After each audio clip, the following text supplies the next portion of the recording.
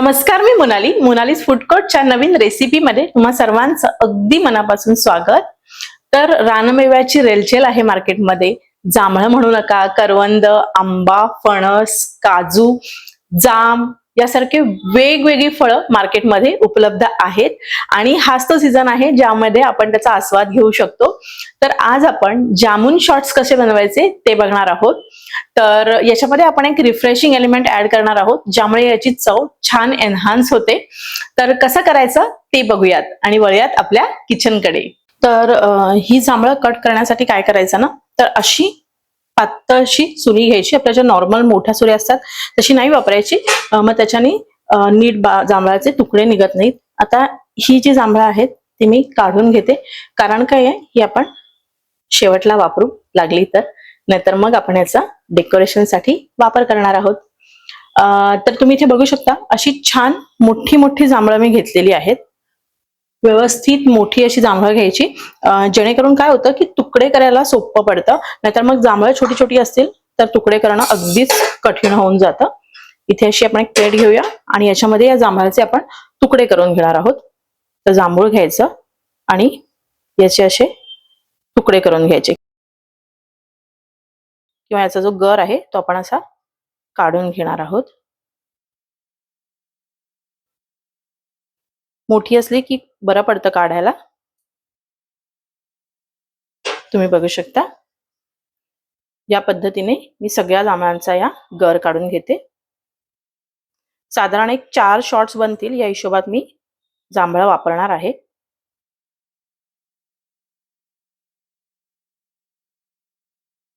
तर जनरली तुम्ही बघाल, जर तुम्ही ऑलरेडी फॉलो करत असाल तर मी आपल्या चॅनलवर जनरली रिजनल रेसिपी दाखवत असते।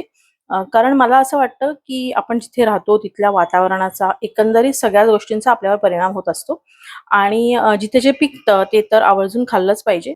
त्यामुळे बाकी काही खाण्यापेक्षा मी जनरली लोकल फूड खाणं प्रेफर करते। त्यामुळे कोणतेही फळ असेल किंवा रानभाज्या असतील, कोणत्याही भाज्या असतील तर त्या रेसिपी मी आवर्जून दाखवत असते, कारण त्यांचा समावेश आपल्या आहारात असलाच पाहिजे, नो मॅटर व्हॉट। तर जे जे रिजनल आहे आणि जे जे सीझनल आहे ते खाण्यावर माझा जास्त भर असतो। त्यामुळे अशा रेसिपीसाठी तुम्ही नक्की नक्की सबस्क्राईब करा, कारण खूप छान रेसिपी ऑलरेडी आपल्या चॅनलवर देखील आहेत आणि काही रेसिपी आपण अशाच घेऊन देखील येणार आहोत। सो नक्की बघत राहा। किती मस्त झाले तुकडे तुम्ही बघू शकता, अगदी रसरशीत जांभळे आहेत। मला बघूनच खूप छान वाटतंय।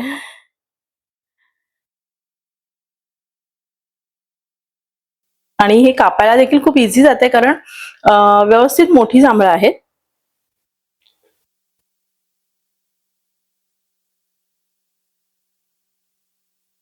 किती छान तुकडा होतोय बघा। इथे साधारण पाव किलो जांभळं मी कट करून घेतलेली आहेत आणि तुम्ही बघू शकता अगदी छान रसरशीत आणि मस्त दिसतायत।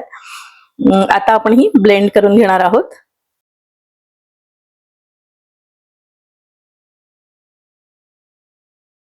ब्लेंड करण्यासाठी मी इथे ब्लेंडर जार घेतलेला आहे, त्याच्यामध्ये जी जांभळं आहेत कट केलेली ती काढून घ्यायची।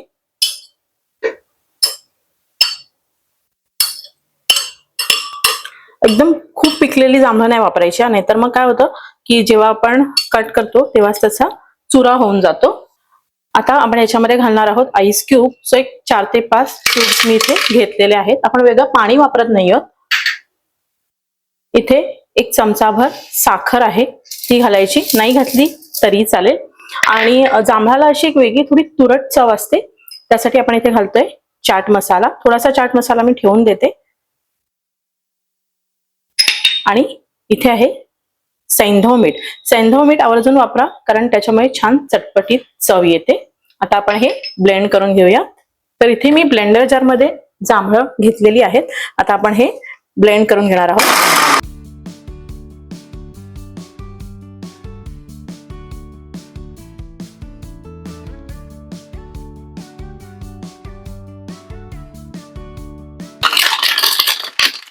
तुम्हाला हा शेक खूपच घट्ट वाटला तर थोडं पाणी घाला, थंड पाणी घाला।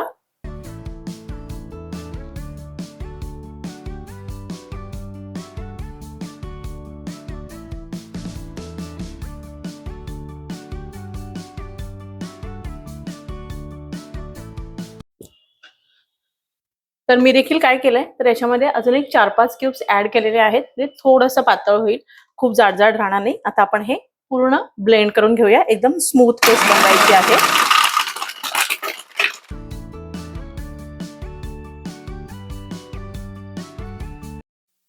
तर इथे आपण हे ब्लेंड करून घेतलेलं आहे आणि मी चेक केलं होतं, छान अशी कन्सिस्टन्सी आहे. खूप जाड देखील नाही आणि खूप पातळ देखील नाही. आता आपण हे सर्व करूया, पण सर्व करण्यापूर्वी काय करायचंय ते बघूया. आता आपल्याला काय करायचंय, तर एका डिशमध्ये हे सैंधव मीठ घ्यायचं. आपल्याला बेसिकली या ग्लासांच्या एजेसला लावून घ्यायचं आहे, खूप घ्यायचं नाही. आणि याच्यामध्ये घालायचा थोडासा चाट मसाला. तर या एजेसला तुम्ही लिंबू देखील लावून घेऊ शकता, पण जांभळाची चव इंटॅक्ट राहावी म्हणून मी बाकी कोणतेही फळ यामध्ये वापरत नाहीये. म्हणून मी इथे पाण्याने एजेस ओल्या करून घेतलेले आहेत. आता हे मिक्स करूया आणि या ग्लासांना आपण अगदी हलकं हलकं लावणार आहोत, खूप लावणार नाही.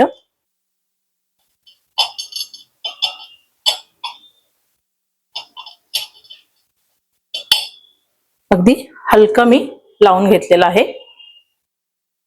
सगळ्या ग्लासांना मी लावून घेते या पद्धतीने. या शॉर्ट्स मध्ये आधी सगळी सेटिंग करून घेतलेली आहे आणि हा जो आहे तो आहे रिफ्रेशिंग एलिमेंट.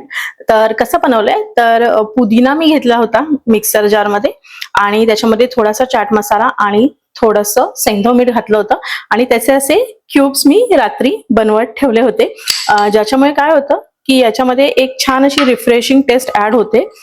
फक्त जांभूळ जांभूळ देखील लागत नाही, अगदी मस्त लागतात. तुम्ही नक्की करून बघा या पद्धतीने आणि दिसायला सुद्धा खूप छान दिसतात हे. आता आपण हे जे जांभळाचं सरबत बनवून घेतले ते आपण ओतून घेऊया. आपण याच्यामध्ये ओतून घेऊया आणि हा जो कलर आहे ना तो इतका सुंदर दिसतोय.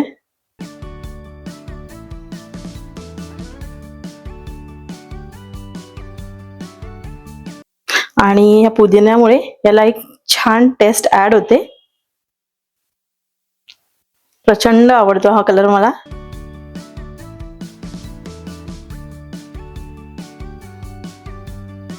अगदी काठोकाठ भरून घेते. या प्रमाणात तुम्ही बघू शकता, पाव किलो मध्ये 4 शॉट्स व्यवस्थित तयार होतात. आणि थोडेसे मी गार्निशिंग साठी एक्स्ट्रा आणलेले आहेत, ते आपण वापरूया. पण बघा परफेक्ट प्रमाण आहे. याच्यावरती अगदी एक एक पुदिन्याचं पान आपण घालूया, जस्ट ॲज अ डेकोर. तुम्हाला आवडत असेल पुदिना तर तुम्ही याच्यासोबत ब्लेंड देखील करू शकता, पण मग ती चव खूप मिक्स होऊन जाते आणि मला तितकासा आवडत नाही पुदिना, त्यामुळे मी क्यूब्स बनवून याच्यामध्ये घालते. तर जांभळांपासून जामून शॉर्ट पर्यंतचा प्रवास तुम्हाला कसा वाटला हे कमेंट करून मला नक्की कळवा. आणि पुदिनामुळे खरंच खूप छान आणि रिफ्रेशिंग टेस्ट येते. नक्की बनवून बघा. असे क्यूब्स बनवून ठेवायचे. मी वॉटरमेलनचे देखील बनवते आणि ठेवते आणि ज्यूसमध्ये वगैरे आपण वापरू शकतो. दिसायला देखील खूप छान दिसतात. सो नक्की बनवून बघा. जामून शॉर्ट्स खूप छान रंग आलेला आहे. आणि अशा छान छान रेसिपीजसाठी मोनालीज फूड कोर्टला सबस्क्राईब करायला अजिबात विसरू नका. सबस्क्राईब करा, शेअर करा आणि कमेंट करून तुमचा अभिप्राय देखील कळवा. पुन्हा भेटूया अशाच एका मस्त रेसिपी सहित. तोपर्यंत हे जामून शॉर्ट्स नक्की बनवून बघा आणि स्टे ट्यून. थँक्यू.